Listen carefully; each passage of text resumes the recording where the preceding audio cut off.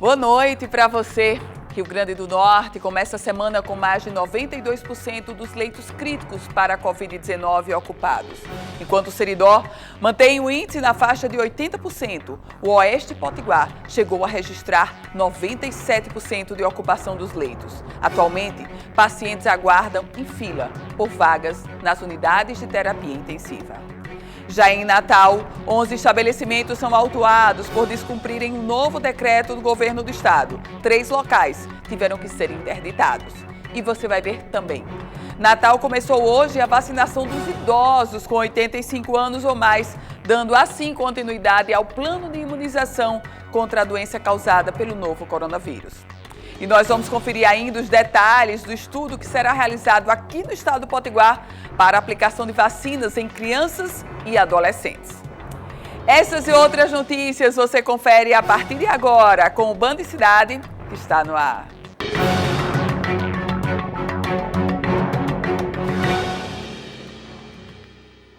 O Rio Grande do Norte começa a semana registrando crescimento no índice de ocupação de leitos para a Covid-19. Mesmo com a abertura de novas vagas por parte da Prefeitura e do Governo do Estado, a taxa de ocupação dos leitos críticos supera os 90% para todo o Estado Potiguar. Você vai conferir comigo agora no gráfico a taxa de ocupação dos leitos críticos por região. A nossa média nesse momento, segundo o Regula RN, é de 95,5%. Região metropolitana de Natal aparece com uma média de 92,8%. Já o Oeste, região Oeste, que tem como cidade polo Mossoró, apresenta, lamentavelmente, uma ocupação de 100% neste momento sobre os leitos críticos que aí está envolvido, tanto o leito de UTI quanto semi-intensivo. E a região do Seridó, que tem a cidade de Caicó como a cidade polo, 97,1% de ocupação dos leitos, neste momento, dos leitos críticos para a Covid-19. Você confere agora, no gráfico comigo, a situação dos pacientes na lista de regulação do Rio Grande do Norte. Nós temos a situação dos pacientes no perfil de leito crítico, 43 pacientes aguardando na lista de regulação. Pacientes com perfil de leito crítico aguardando avaliação do prestador já são 3 e os leitos críticos disponíveis são 13. Segundo a plataforma Regula RN, os pacientes com perfil de leito clínico na lista de espera neste momento somam 17 e os pacientes com perfil de leito clínico aguardando a avaliação do prestador já somam 15. Por outro lado, os leitos clínicos disponíveis temos hoje 75. E os pacientes com perfil de leito crítico aguardando transporte são 20 neste momento. Já os pacientes com perfil de leito aguardando transporte somam 15. Esses números foram revelados pela plataforma Regula RN e são números em tempo real que a gente traz para você neste momento, logo no iniciozinho do Band Cidade. E como a gente sabe, a vacina continua sendo uma grande aliada no combate à pandemia. Hoje, começou mais uma etapa da imunização contra a Covid-19 aqui em Natal, a vez dos idosos com 85 anos ou mais.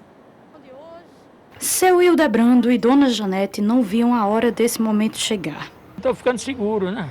Eu saio de vez em quando para um supermercado, uma coisa, então tem que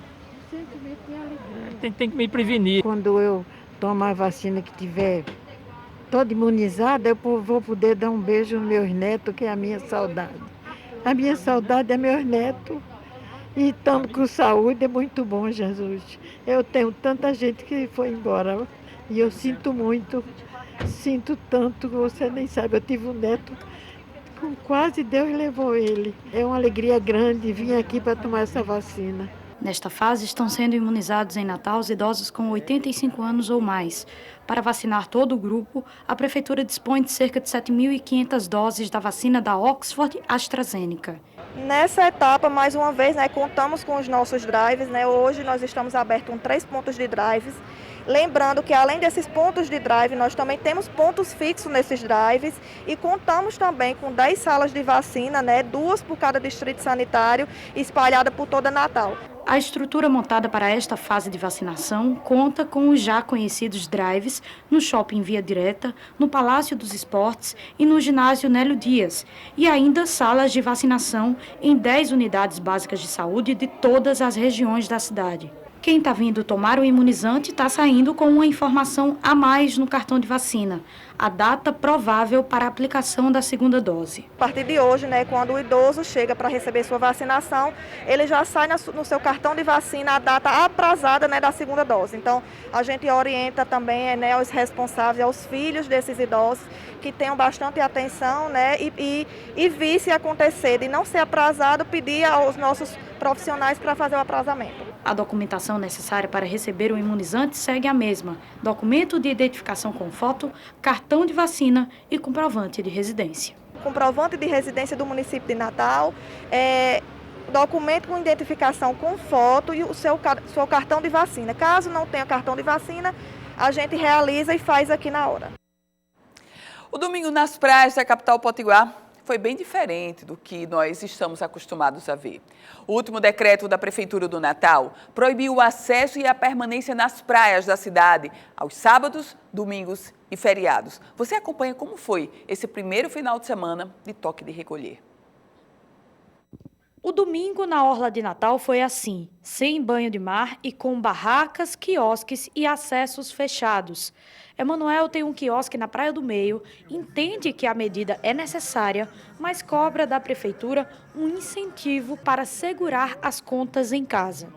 Ficou tudo aí a deriva, a gente sem ter condições de ganhar alguma coisa.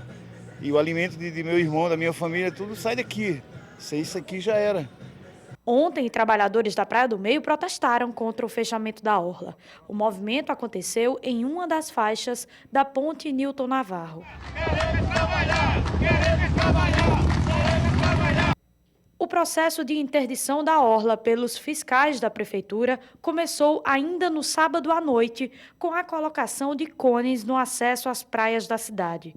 O trabalho dos fiscais nas praias durante o domingo foi tranquilo, sem registro de aglomerações.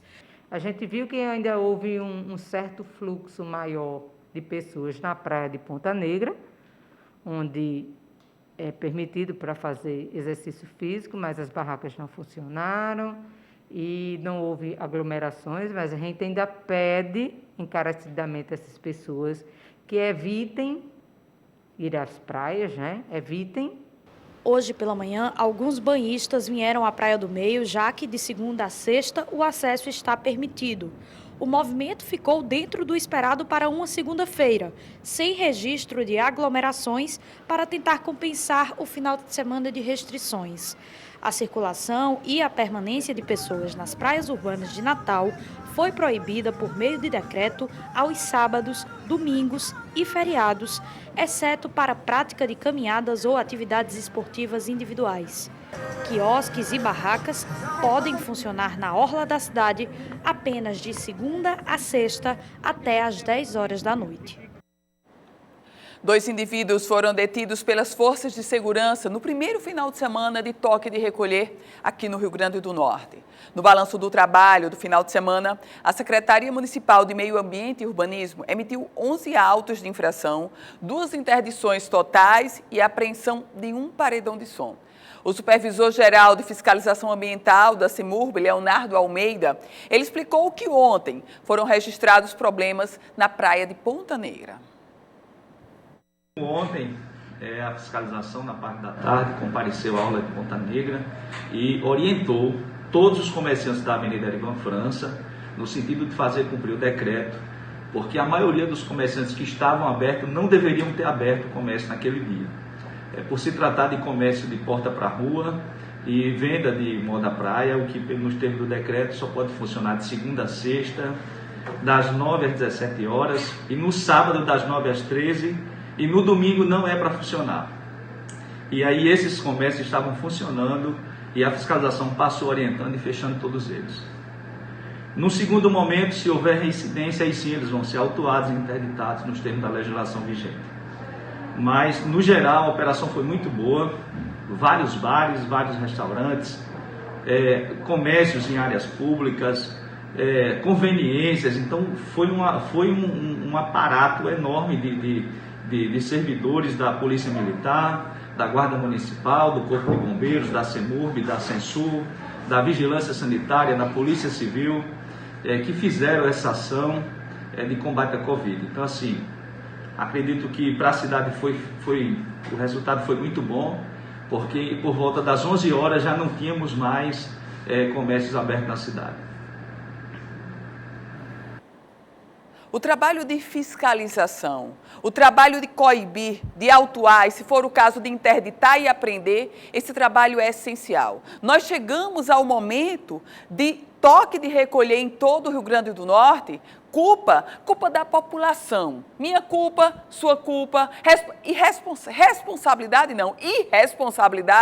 de todos nós, que aglomeramos no verão, no carnaval, nas eleições, nas festas de final de ano. As pessoas, a grande impressão que eu tenho é que as pessoas ainda não conseguiram compreender a dimensão e a gravidade da doença e da pandemia. Nesse contexto, com a incompreensão infeliz de todos, agora os gestores públicos atuam de forma muito rigorosa. Se não entenderam pelo bem, entendem pelo mal, com o toque de recolher e, por favor, com a punição rigorosa sobre esses que estão infringindo as determinações.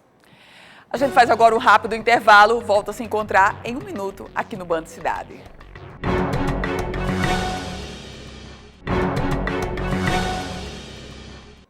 O Centro de Pesquisas Clínicas de Natal, chamado CPCLIN, está cadastrando voluntários para a nova fase de testes de vacinas contra a Covid-19.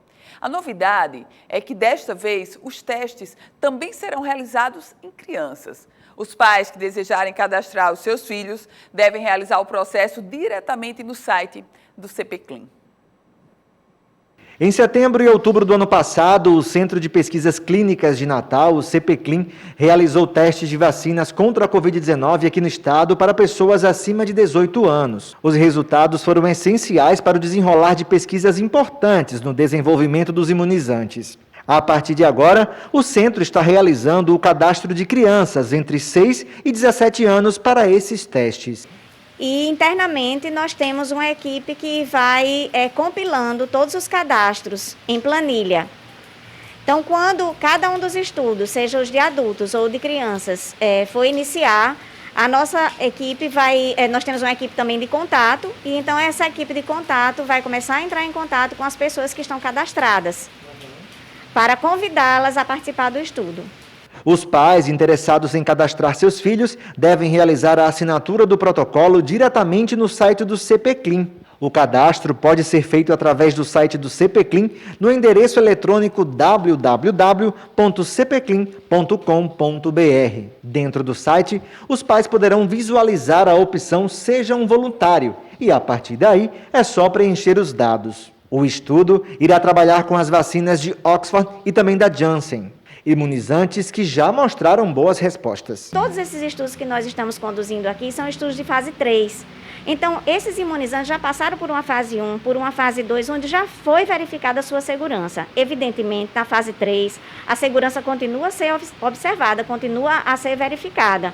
Nós temos todo o cuidado com isso. O estudo vai dividir os participantes em 2 grupos. Metade dos voluntários irá receber a vacina contra a Covid e a outra metade será imunizada com uma dose da meningocócica, que protege contra a meningite e servirá como placebo.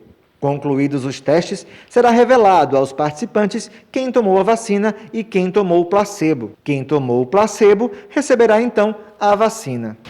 Nós conseguimos desafogar o SUS dessas pessoas, porque essas vacinas não vêm do SUS, essas vacinas vêm dos patrocinadores. Então, todos os meus voluntários do estudo de Oxford, foram 1.523, receberam a vacina diretamente de Oxford. Então, são 1.523 pessoas a menos. Claro que dentro do universo do SUS isso é nada. Mas, de qualquer forma, são 1.523 pessoas a menos que o SUS vai precisar vacinar. Até o momento, mais de 3 mil crianças já foram cadastradas. Vale lembrar que podem entrar na lista adolescentes que até o dia da aplicação da vacina ou do placebo tenham até 17 anos, 11 meses e 29 dias. Chegou a hora de irmos a Brasília. Vamos conferir as notícias do dia no Congresso Nacional. Quem traz todas as informações a partir de agora é Napoleão de Castro. Boa noite para você, Napoleão. Um abraço a você, muito boa noite. Cumprimentos a nosso telespectador da Band Natal, segunda-feira, 1º de março, e a equipe Band Natal voltando de Brasília, aqui Palácio do Planalto, iniciando a nossa semana, o nosso mês de março de coberturas da equipe Band direto da capital brasileira. Na semana que tivemos aí, na semana que passou, marcando um ano do registro do primeiro caso da Covid-19 em nosso país. Já são mais de 255 mil mortos neste período em todo o território nacional.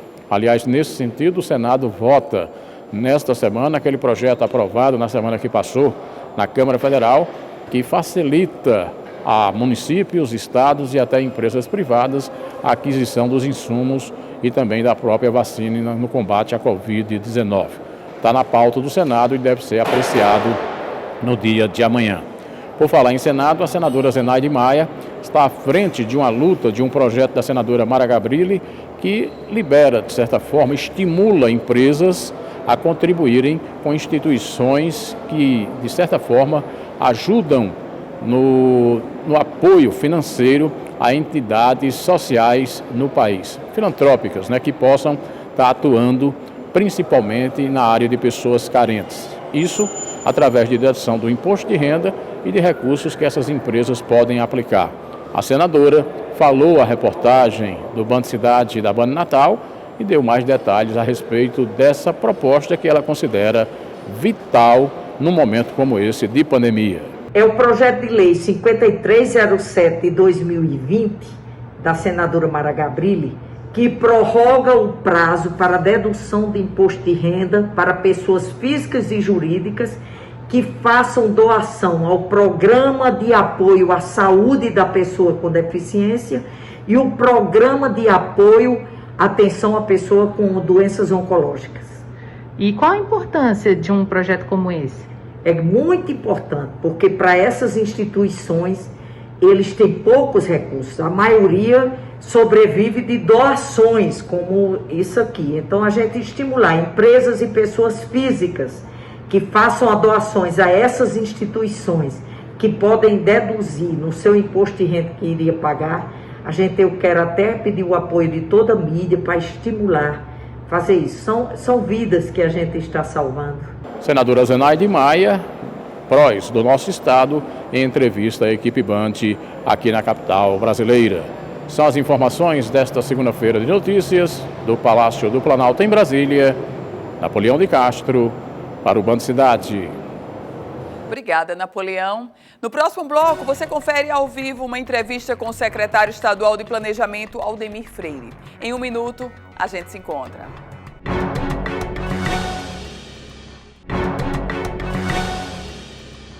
De volta com o Band Cidade.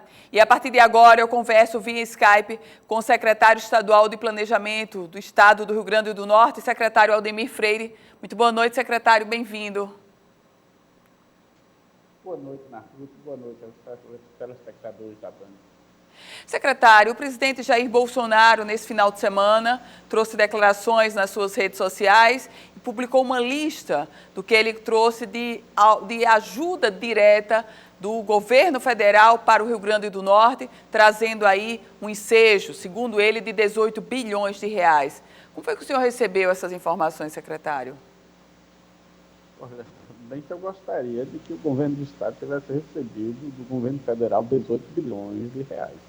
Na verdade, o governo federal ele cometeu um equívoco gravíssimo, ou propositalmente, porque ele misturou várias informações e passou a impressão que o governo do estado tinha recebido 18 bilhões de reais. Inclusive, circulou em redes de WhatsApp por aí, que a governadora precisava prestar conta desses 18 bilhões que foi repassado pelo estado. Mas não é bem isso. Em primeiro lugar, todo o orçamento do estado do ano passado foi cerca de 12 bilhões de reais, ou seja, toda a receita do Estado entre arrecadação e transferências públicas foi 12 bilhões. As transferências que o Estado recebeu da União no ano passado, de todas as formas de transferência, foi em torno de 5 bilhões de reais. E devemos lembrar que essas transferências são transferências constitucionais, mas quase 90%, entre 85% e 90% dessas transferências, são transferências constitucionais. O que são transferências constitucionais? São aqueles recursos que eles não pertencem à União. Eles pertencem a também, uma parte pertence à União, mas outra parte pertence a estados e municípios. Como, por exemplo, o imposto de renda, como, por exemplo, o IPI, que são impostos que a União arrecada, mas que parte dele pertence aos estados e parte dele pertence aos municípios. Então, a União fez, o governo federal criou uma fake news em que transformou tudo aquilo que foi remetido para o estado do Rio Grande do Norte entre transferências constitucionais para estados e para municípios, inclusive os auxílios emergenciais que é pago diretamente às pessoas. Acho que lá estava também Bolsa Família, o BPC, ou seja, todo tipo de transferência que foi feito para os estados, e ele transformou como se aquilo fosse transferências diretas para os governos estaduais, o que, infelizmente, não é daquela forma. As transferências que a gente recebeu, voltado exclusivamente, por exemplo, para a questão da pandemia, foi algo aí em torno de 330 milhões de reais. 300 milhões para a saúde, mais 30 milhões para a vinda da Lei Aldir Blanc para dar suporte à cultura. Foram os recursos diretamente para a Covid que o Estado recebeu. Outros recursos que foram recebidos foram recursos para compensar as perdas de receitas, que foi aí em torno de 400 milhões de reais. Mas nada que chegasse sequer do montante que foi anunciado. Secretário Aldemir, por falar em compensação de receitas, como estão as negociações por parte dos governos estaduais com o governo federal para novas compensações, se é que elas virão neste ano de 2021, secretário? Nesse momento não há nenhuma discussão com o governo federal para compensação de perdas de receita. No momento não há previsão de perdas de receita. A demanda dos estados hoje é basicamente para duas coisas. A primeira, a prioridade número 1, é vacinas. É preciso que a União adquira vacinas, que transfira vacina a estados e a municípios para que a gente acelere o processo de vacinação, até porque para reduzir, né, o volume e o impacto que essa segunda onda está tendo pode ter ainda mais grave nas economias estaduais e municipais. Então, a primeira demanda é essa. Uma segunda demanda que os estados estão se manifestando é que a complementação dos recursos para financiamento dos leitos que estão disponíveis para a Covid. A lei lá que garantiu, a lei que deu calamidade pública, né, encerrou-se. A lei de calamidade pública encerrou-se no final do ano passado, mas a calamidade pública continua. A Covid não acaba. Só para você ter uma ideia, a gente estima que para a manutenção desses leitos que aí estão no primeiro semestre do ano, a gente precisar de aproximadamente 125 milhões de reais. A gente tem algo como 40 milhões de reais ainda dos recursos repassados no ano passado, mas ainda falta aí 80, 85 milhões de reais para suplementação, para necessidade de manutenção desses leitos de funcionamento.